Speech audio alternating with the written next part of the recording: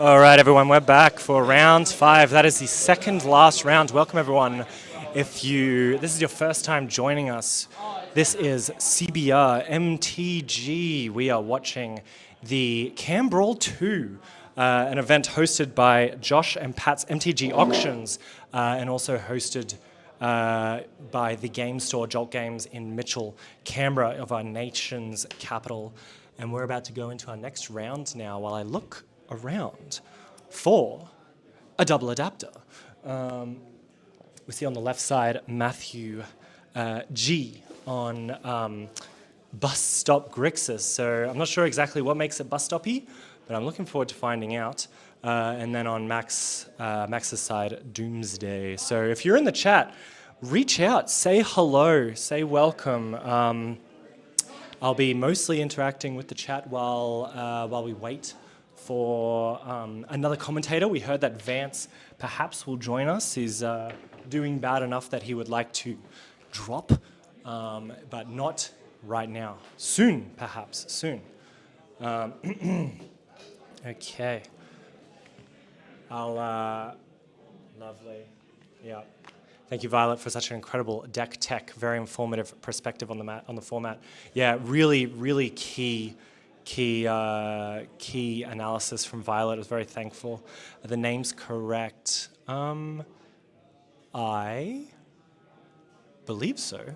Yeah, surely. We see a Rafine's Tower on Max's side, and still a Ponder and a Lutri revealed with the decks of the other. No. We have Grixis on the left. Grixis on the right. Max playing Doomsday on the left arena. Collective Brutality coming out of Max's side. Gonna have a little look. It can make sense. Oh yeah, my apologies. Yeah, I did introduce them in the wrong order. And you can see by these decks that it's kind of common to not know exactly what's happening until everything starts, because the decks are so similar. We have cantrips and removal and all that business. I'm just gonna look around for a spare double adapter, but I think we only have one. That's okay, no worries. I'm gonna just suffer, I think, and that's gonna be okay. So I'm gonna plug my phone in, I think, to stop it from dying. I wonder. All right, Collective Brutality, let's introduce them the wrong way. Yeah, it was really good to get that that deck tech from Violet. Very important, and it's interesting to hear people who are, as we said, more on the competitive side of 7-Point Highlander, coming to try and win, coming to try and analyze the format, and trying to find a way in. Yeah, all good, thank you. We're gonna see if I break everything by plugging in this phone, and if I do, there'll be no one to blame but me. All right. Okay. Let's get right into it. We are live, everyone. And everything's good. Damn, we're really all the way there, huh? Into round 5. A mere 5 hours ago, we were starting this format, starting this tournament. We've made it all the way to round 5. It looks like we're having a look at those hands. The Collective Brutality is still resolving. On the other side, actually, this is an Inquisition of Kozilek to take that, to take the Thassa's Oracle. So Max is this is not a problem for Max. Max has had many Thassa's Oracles put into the bin. And they have a plan for taking that out, and that's usually either reanimate or unearth. But fear not, friends. We will definitely have an answer. Max has been piling the Doomsday deck for quite some time now. Doomsday, for Doomsday aficionados, is really quite the card. 3 mana. Exile all your graveyard and all your library, and maybe not your hand, but you can choose 5 cards to put into your library, and then you halve your life total. So it kind of just ends the game, as a Doomsday card might suggest. But for Doomsday aficionados, it's you're really deep on the Doomsday. There's so many different lines, so many ways to win the game. Not always with Thassa's Oracle, but usually with Thassa's Oracle, it makes up the most of the list. Of course, if you're playing Thoracle, you are also playing Tainted Pact, as we see on the screen now, a 2-mana 1-point card as an instant. You can exile cards from the top of your library until you reveal one that has the same name, or you stop. So you can whiff, but obviously in 7-point Highlander, Tainted Pact is basically a tutor, although you will have to exile some cards along the way. But of course, a great combo with Thassa's Oracle, because you can just exile your entire deck. Matthew stopping at nothing to disrupt Max in his plans to enact this Doomsday with a Dread Fugue. So we saw the Inquisition of Kozilek, we saw the Dread Fugue. Matthew just wants to look at that hand and look at that hand again, and is going to be attacking with this Fairy Mastermind in the meantime. 175 life for Max on Doomsday, change that down to 15. And a little bit of hand disruption on Max's side as well, with a Thought Seize. So I think we're deciding whether or not it's going to resolve. It looks like the answer might be yes.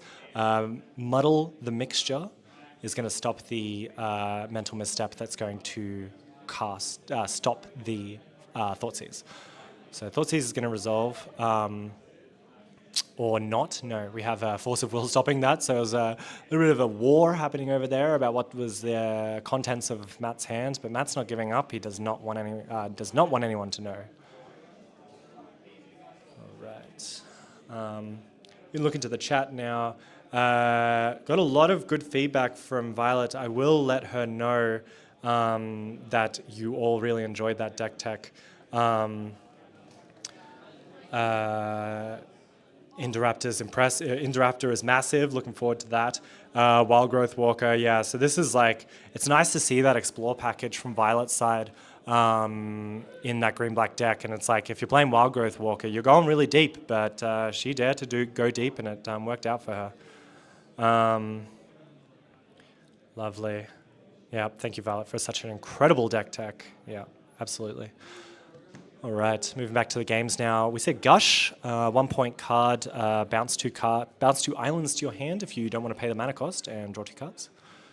So it seems Max is still happy to continue playing. I mean, we saw lots of removal, lots of counterspells, lots of hand disruption, but it might not be enough if Max is still opting to play cards out from his hand. Chromox here, draw from the Gush. We'll see what the thoughts is. We still have the imprint trigger on the stack, and it's going to be something. Oh boy, is something going under there. Coming out of one there. Okay.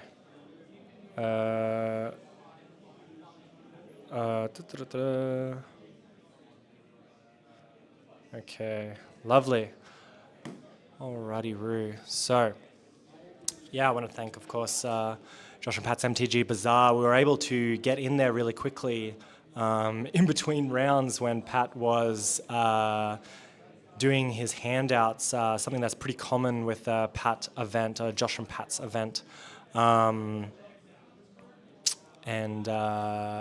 So yeah, something that's real with Josh and Pat's event is the Lucky Door prizes, and I think that's like a really nice way, as Pat said in the earlier rounds, to bring more people into the format.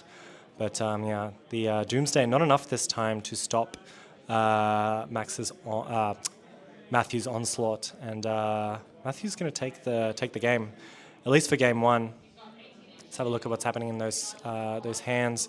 We can see a couple of blue blasts, and we're taking out, thinking about that Monastery Mentor. Judas has the list of what cards to bring in and what cards to take out, which is something that you see from the more competitive-minded players in this format, and other formats as well, of course. But Matt's no stranger to the competitive scene, often taking the GP racket as far as it'll go. And it seems that he's porting some of that competitive Magic knowledge to Highlander with this pre-written sideboard guide. So I wonder if he has Doomsday on there.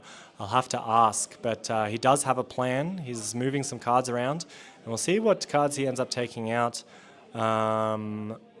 to try and stop this Doomsday. Kind of pretty resilient as a combo. Max just has lots of different ways to make it happen, and lots of different ways to sort of backdoor his way into a victory, both with the Doomsday and with the Thassa's Oracle, and sometimes both together. Seeing some side outs here. Baleful Strix not making the cut, unfortunately. But yeah, now that we've finished sideboarding, we're going to go into game 2. Hopefully Max will be able to pull in a game for us so we can make it to that extremely exciting game 3. Otherwise, thank you so much for joining us. For those on YouTube, you will see this in the future. For those in Twitch, welcome to the past. This is something that we're considering doing more often. It takes a lot of time and effort to plan this, as well as, of course, Jaden on the tech today, providing extremely important support for the commentary team, which at the moment is just me, but it's appreciated nonetheless. But it is really nice to have tournament coverage, and it is really nice to sort of hype up the format in that way as well, because I think that it's a really nice way to get people excited about Highlander, is when you get to see yourself playing a cool match, you get to see a couple of big plays, and hopefully we'll see a couple of big plays coming out of this team soon. Sideboarding for game 2 still. Lovely. Give me a chance to check the chat. No movement, but we're very happy that Stream Team 3000 from Germany is still here. Wonderful. I'm learning German on Duolingo, and I'm very bad, but at least ist nett. I'm nice. But, you know, we do what we can with what we got. Duolingo, a very popular way to start learning a language and never finish. Not unlike this game, which is just about to start and will finish eventually, but that is not the time. Max starting us off with just a couple of lands, nothing special. Beautiful island from the, I think it's a Japan island, but it's one of those nice extra special limited edition foreign lands. Very cool. All right, here comes Lorien revealed from Matt's side. I've seen a lot of Loriens revealed. It's been a little bit of a Lord of the Rings showcase today with all the cards that we've seen from the recent Lord of the Rings set. And Lorien revealed is no small has no small impact. It's been very impressive. So this is interesting. We're actually getting the Spell Pierce, and then what I believe was a second Spell Pierce to stop the Dread Fugue. And Max says, no. I really don't want you to see my hand. So he's obviously hiding something really nice. He gets that Rafine's Tower at the end of Matthew's turn, coming into the battlefield tapped, but he did have to put that land back in his hand with Daze. But obviously, the information that Max wants to withhold is worth punching off 2 counterspells for that. All right. So we got, it's just me in here, folks. One commentator extravaganza. One of the best things that I've ever done is talk about Magic for 7 hours straight, and this is no exception. Wow.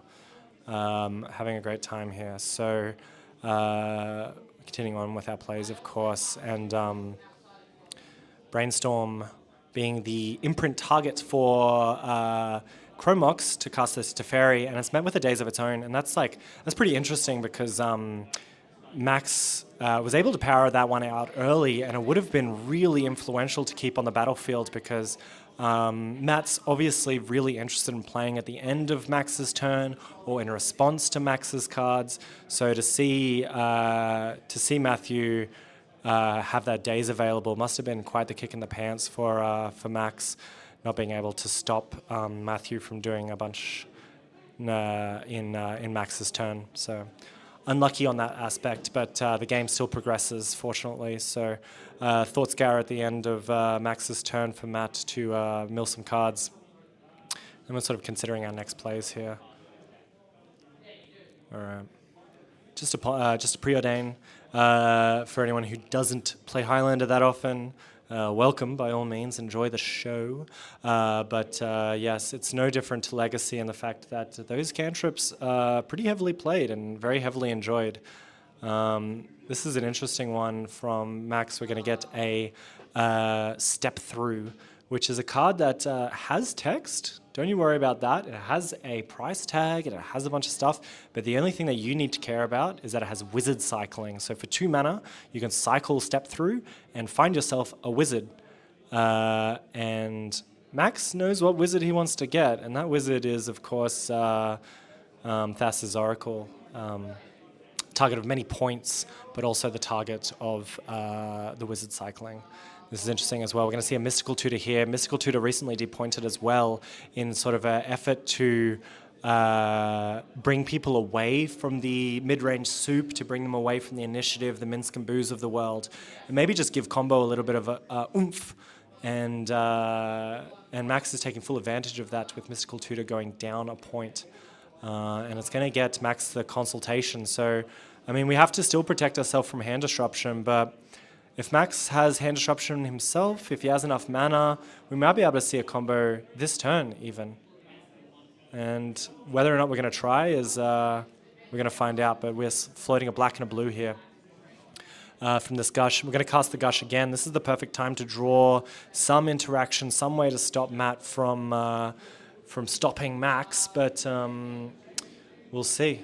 We'll get a couple of goes of the hand cam. Obviously, the glare is not ideal, but we do what we can with what we got.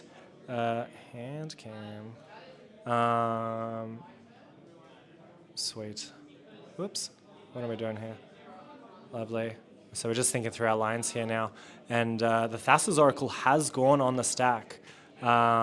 Make sure that we are all aware of this fact, because whatever's going to happen, it's going to happen soon. Thank you, Jedosity, of course, for doing that. Thank you. Lovely. Fantastic. So everything's going to happen in this turn. Thassa's Oracle looks like it's going straight to the graveyard, which is not ideal, and being met with this... mana drain. Okay.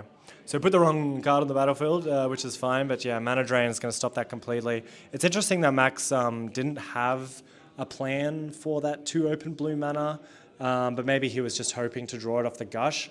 But what ends up happening, I think, is that you have shoehorned yourself into making that play because you've already gushed, you've already floated the mana, so you may as well go for it.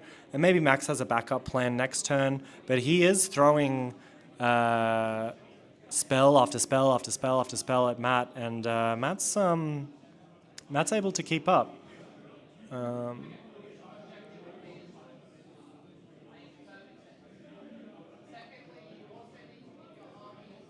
All right, we're just going to go back to the overhead cam soon, of course.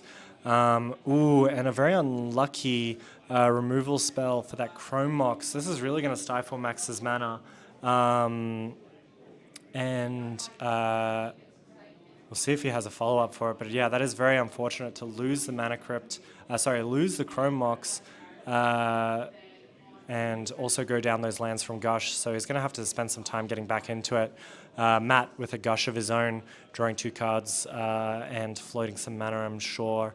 And this is a great combo with Ledger Shredder. Gush is almost certainly going to lead you to your second spell. In fact, I would dare say something would be going wrong if you cast a Gush and weren't able to get that next spell. But yeah, Matt was lucky enough to trigger that Ledger Shredder. Have a little looky-loo at the top of the library, and yeah, continue on with his day. So this is a place where Gush is really good, is where most of your stuff is pretty cheap and pretty efficient. oh, it's pretty cheap and pretty efficient, my apologies, but you're like able to put 2 cards back into your hand, 2 lands back into your hand and not hurt yourself too much, and still be able to play out cards like this Murktide Regent, which just entered the battlefield again. And oh boy, that's going to be a painful one for poor Max.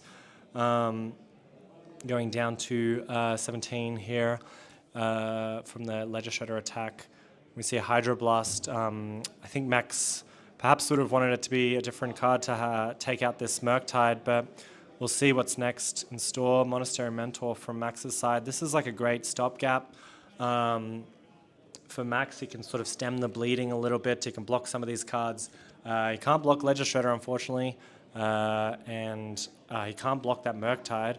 So, but I think he's maybe considering the fact that maybe the next turn is the turn that he wants to do the thing, but unlucky for the Brazen Borrower has decided to do a little bit of petty theft and is now on an excursion. We'll see what Max, this is like pretty bad for Max. He's like, this is his last turn. He will have to do something really soon, but he is counting.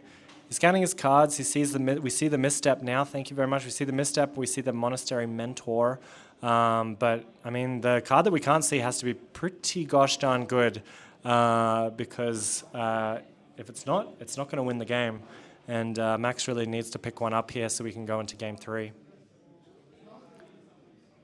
see a lot of Grixis control as well in today, which is interesting. It was obviously a very popular choice. This is possibly why we have the like perfect removal, perfect counter spells, of course, and the cantrips are great, and then the threats are good as well. I mean, Murktide is like we were hearing before from Violet about how Murktide was like good but expensive. You know, not 2 mana when you want it to be 2 mana. Here comes a Demonic Consultation, the card that we found from card that we found from Mystical Tutor, and we've exiled the top 6 cards of our library, so we are going to find the one that we want. Whether or not that card is the one that is going to be the right one is different. I think we're possibly looking for an Unearth or we're looking for a Reanimate, but whatever we're looking for... okay, so we just got a Swords to Plowshares. Using Demonic Consultation for its fair mode, definitely not something that's on Max's to-do list, but obviously not something that he can avoid right now. Matthew having a good look at that, the exile pile now from Max. And we did get the Swords of Plowshares. You can lose on Demonic Consultation if you exile top 6 cards of your library and it's not the one you want. But this will help Max out a little bit if it works. And yeah, it seems like it has worked. So Matt's going to draw, Max is going to gain a bunch of life, go to 24, and exile that Murktide Regent. So Ledger Shredder is still kind of small, which is good. I think we missed a Ledger Shredder trigger, if I'm not mistaken, or we've opted to do it at a different time. But we'll see what comes out of this ponder. Ledger Shredder, the only threat left on the battlefield. We'll see if it's enough. It puts Max down to a measly 4 life points, but it could be a 2-turn clock, you know, if you're only doing it. But the fact that Matt did not put the Lutri in his hand means that he does have something that he might want to cast. And I hope for Max's sake it's going to be a good one. Here's the Mentor. Doesn't quite fend off the... yeah, this is pretty bad news, and maybe something that Max didn't consider. We'll see. There it goes, and that's the end of it. So clean to a victory for Matt, and pretty convincing. Poor Max was he was tussled. There was even more stuff out of the sideboard for Max to fend against, but. That first game, even the first game was like counterspell, Dread Fugue, Inquisition, you know, so it's like Max already had an uphill battle going into game 1, and then coming out of it, it just wasn't enough to get out of the get out from under the clutches. Got 25 minutes left for a deck tech if you want to. Yeah, let's decide in a second. Yeah, I'll take a break. All right, we're going to take a quick break. I'm going to see if I can dig around for another commentator. We may find ourselves in a deck tech land for in between rounds, because we still have about 20 minutes left in the round. We'll have a hunt around. We'll leave the cameras where they are. Otherwise, stick around. Round 5 will be in 20 minutes. So just as the clock strikes nearly 4, we'll be back. So I'm gonna have a little break. I'm gonna take a breather, try and find a co-commentator to co-conspire with, yeah, I'll see you for round 6, everyone. But thanks for that, and see ya.